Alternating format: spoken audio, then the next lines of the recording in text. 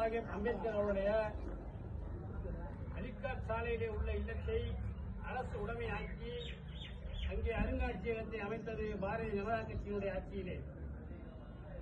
லண்டனிலே அம்பேத்கர் அவர்கள் பயின்ற அந்த பகுதியிலே அவர் தங்கியிருந்த வீட்டினை விலைக்கு வாங்கி அதை இன்றும் அம்பேத்கர் அவருடைய பெயரிலே நினைவு இல்லமாக மாற்றி அதனை பாதுகாத்து வருவது பாரதிய ஜனதா கட்சியினுடைய பாரத பிரதமர் நரேந்திர மோடி அவருடைய ஆட்சியிலேதான்.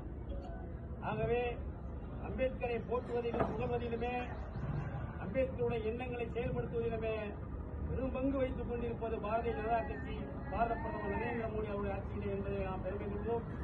இந்த நல்ல நாளிலே அம்பேத்கர் அவருடைய பிறந்த நாளிலே அவருடைய பேர் புகழையும் போட்டுகின்ற வகையிலே அவருக்கு நாம் எப்பொழுதும் சிறந்தார்ந்து நன்றிகளை செலுத்துவோம்.